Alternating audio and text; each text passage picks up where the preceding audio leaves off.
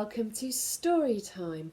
My name is Liz, and as always, it's lovely to have you with me wherever you are watching in a big, wide, round world. I say thank you, and I hope you are feeling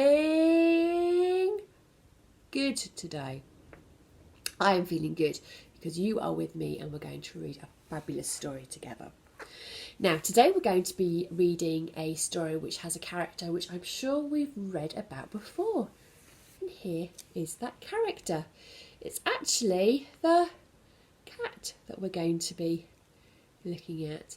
And can you remember the name of the cat? Yes, well done. It's Mog, and there's Mog's name up there. It begins with an M. The sound that the letter M makes is a Mog. And so we know we've got Mog the cat, and who have we got here? Yeah, well done, we've got a baby. So we've kind of almost read the title already. Mog and the Baby is the title of this story, and it's written and wonderfully illustrated by Judith Kerr. And Judith Kerr wrote a lot of books about Mog the cat, and she also wrote the very famous and very brilliant The Tiger Who Came to Tea. Now, before we start the story, we're just going to concentrate a little bit more on the picture, because you remember the pictures do help us tell the story. We're going to sort of look at the feelings of both the baby and the cat. Now, how do you think the baby is feeling? What can we tell? What's the baby doing? It makes us give us an idea of how he's feeling or she's feeling. Yes, well done. The baby is smiling, and often when you smile, it means you are feeling happy. So we think the baby's feeling happy, probably because he's cuddling Mog, or she's cuddling Mog. But how does Mog feel? Is Mog smiling?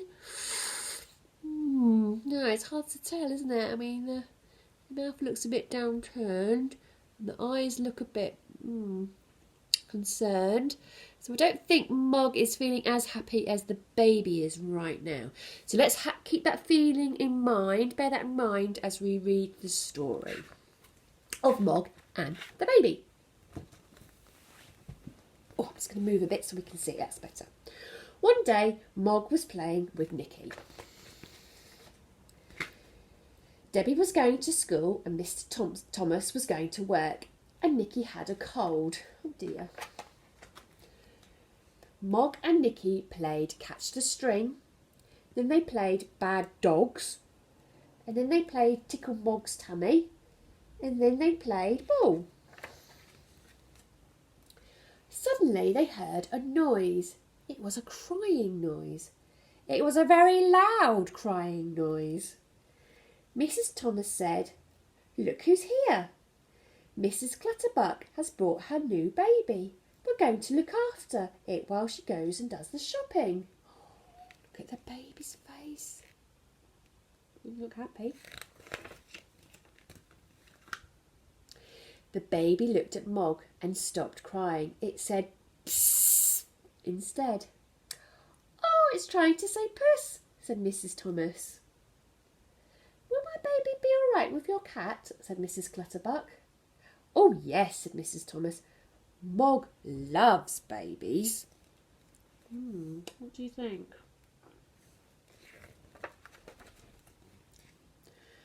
But Mog and Nicky had to stop playing ball because the baby didn't know how to play. "I've got a very good idea," said Mrs. Thomas. "Let's take the baby for a ride in the pram."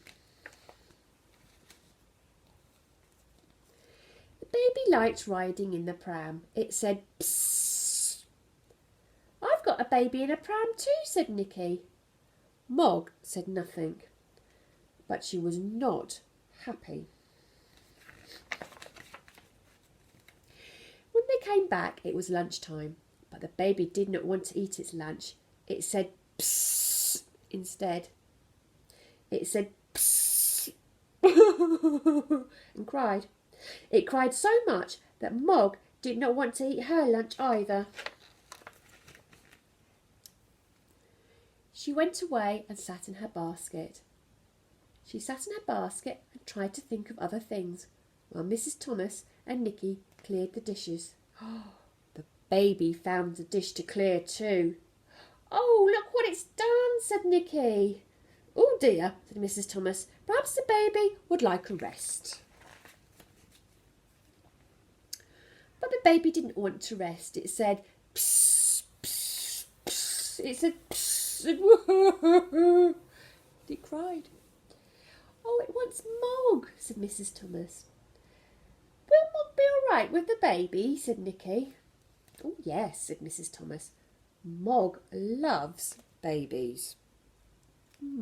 What do you think? Does Mog love babies? Mog sat in her basket and the baby stopped crying.